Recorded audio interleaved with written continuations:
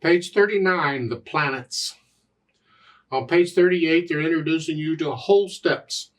Okay, we already had half steps. That's the shortest distance. That's the next note up or down. Well, a whole step is two half steps. Two halves make a whole. So with a whole step, there's one key in between them. So if I go from here, half step again. So from here to here, that's a whole step. Whole step, half step, there's no note. Whole step, whole step, whole step, half step, wholes and half. We don't get any bigger than that. That's all there is. Just whole steps and half steps. You need to understand them both. Just know what they are. From here to here, well, there's one key in between, so it's a whole step, because that's a half step and that's a half step. So it's a whole step. So in between each of these black keys, that's a whole step. However, look at that. Now there's two notes in between. Well, that's a half step, and a half step. So that would be equal to 3 half steps, or a whole step and a half step, although generally we don't say it that way. We just say 3 half steps. When you start combining whole steps and half steps like that, we just use half steps. 3 half steps. Or I could say 2 half steps. But it's easier to say a whole step. And that's the whole step. They just have a note in between. You need to understand what they are. We're going to use them later on in understanding music and how it's put together. Especially if you want to get into improvising or composing, you need to understand them. So I'm not going to go with that. At the bottom of page 38, you can look at that. It's just all those notes are a whole step apart. If you start D, and then the E, and then the F sharp, and then the G sharp, see, they're all a half step, or a whole step apart. When you do this, that's called a whole step scale. A scale is a collection of whole steps and half steps, a pattern.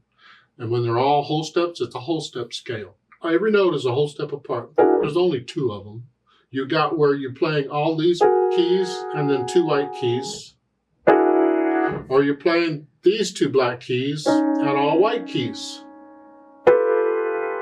So you only get the 2, because these are whole step, whole step, whole step. They're all a whole step apart. There's only 2 of them. Yep, you get them. And planets, this is written in a whole step scale. They're all whole steps. Lots of accidentals on whole steps. So let's look planets over and see what we got. It's 1 page long, more or less. Treble and bass clef still. 3/4 time signature now. I see a bunch of quarter notes and dotted half notes. And a whole bunch of accidentals. Now, I don't know at first that it ends up being a whole step, but having played it, I can see that it's a whole step. We're starting on 5th finger on A sharp, that's here. And that's going to put the hand in this position, really, and then we just adjust as we need to. But since this is a whole step scale, we can go ahead and use that as our hand position. See, I already said we're getting out of these hand positions. They're saying this middle D position again here, and technically you would be out here for the white keys and adjust for the black keys. But when it's a whole step scale like this, it's just easier just to put your hand in a whole step position, and that's here, where every note is a whole step apart, because these are the notes you're going to use. So it's A sharp, and then G sharp, and then F sharp, and then E. See, we're just using these notes, that's all, throughout the whole thing. Left hand, well, it's going to be the same kind of notes. We got the A, we're in this position. So we're sort of in this position instead of this position. No. And these are the notes we're going to use in the left hand. So the second line is A flat, B flat.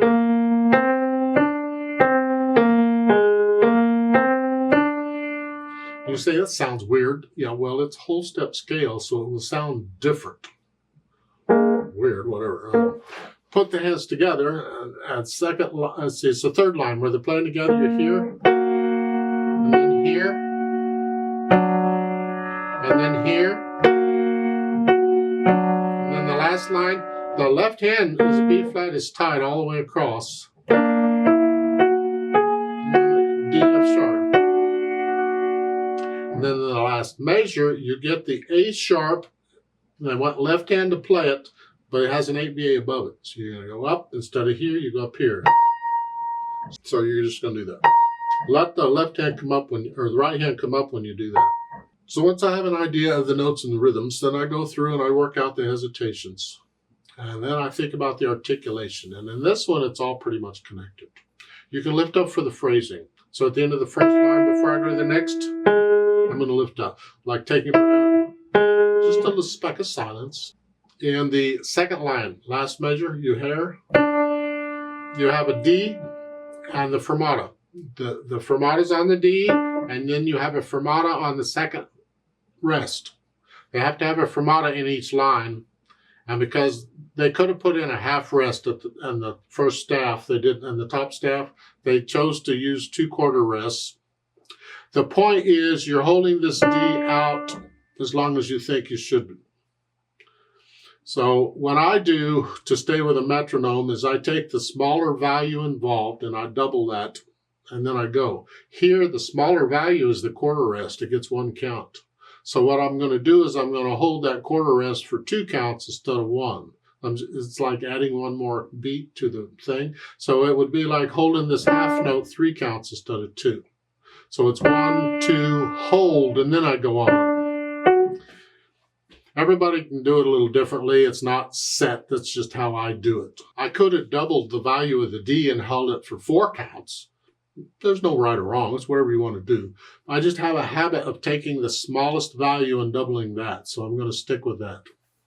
So I'm going to hold the quarter rest 2 counts instead of 1. And the other, I hold however long I got to stay with it.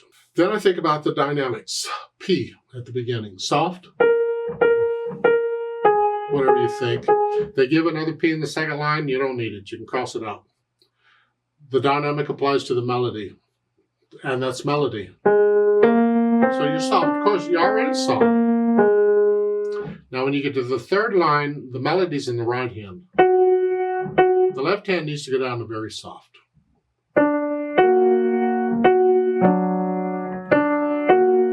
We want to hear the right hand. That's the melody. In the last line, you're going to play that B flat very soft, but you're just going to hold it down. Because you're soft in the right hand.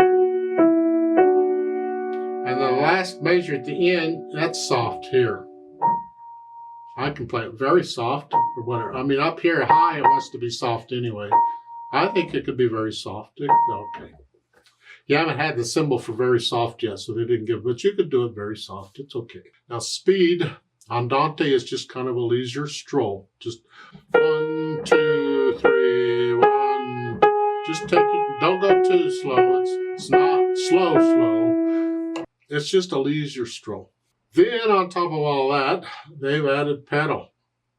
And the pedal here is being used as an effect. It's going to smear it all together. We're in outer space here, and the planet is, oh, and all that junk. Well, we're going to smear it all together. So at the beginning, I'm going to push the pedal down right after the first note. Hold it down for the whole line. And when I bring up the hand for the phrase, I'm going to lift the pedal at the same time. And then I'm going to push the pedal down right after the note. So again,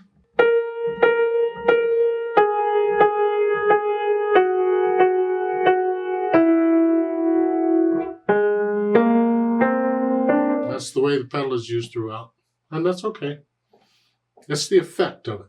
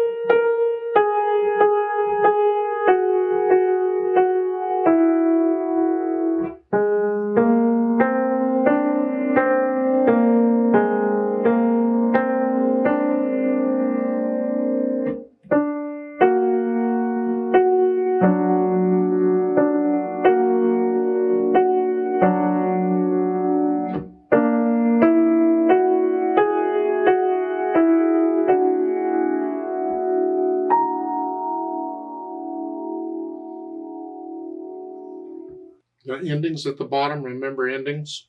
The first time you go through, you play the first ending. There's a repeat sign. There's no reverse repeat sign anywhere, so you go all the way back to the beginning and play it all again. Only this time when you get down to the bottom, you don't do the first ending again. You just one time, that's it.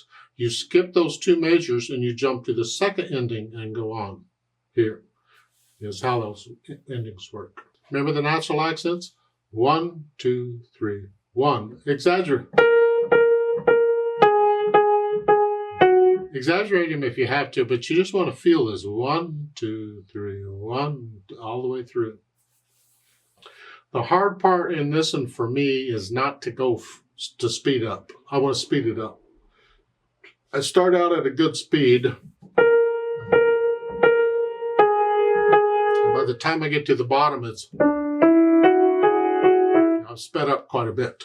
You have to be aware of that. Make sure you're staying the same speed. Use a metronome if you need to help keep you at the same speed throughout. Now I'd like to show you one more thing with the pedal, and that is at the end. We're soft here. We've got all this down, soft, and it's dying away. Well, if you just end it, it's like, whoa, it's almost like an accent. Suddenly it just stopped. We want it to die away. So on an acoustic piano like this one, what you can do is just gradually lift the pedal up, just gradually. That lets the dampers gradually touch the strings and the sound gradually dies away, I hope. And you lift the key up, keep your hand on the key, lift the key up, and then slowly lift the pedal, and the sound just dies away. If you have an electronic keyboard, you have to test it. Some do, some don't. Depends on your keyboard and the pedal. But there, if you don't, you can always reach up and gradually turn the volume down and get the same effect. It doesn't matter how you get the effect. The point is we want it to gradually die away. Let's play this together very slowly and check the notes and the rhythms. The fermatas, I'm going to hold one extra count, one extra beat, and then go on. We will do the repeat in the whole bit, so I'll give us 3 counts. 1, ready, go.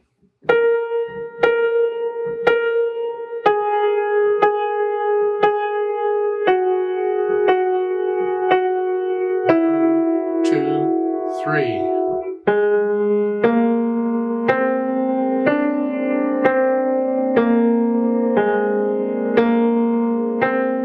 1, 2, hold. 2, 2, 2. 1, 2, 3.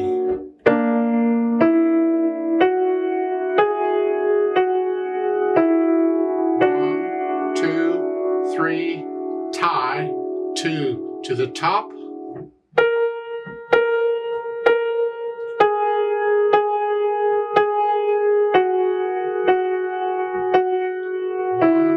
2, 3.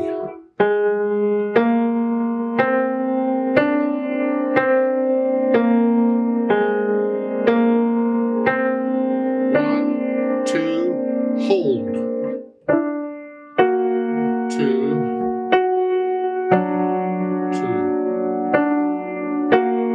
2. 1, 2, 3. Second ending. 1, 2, 3.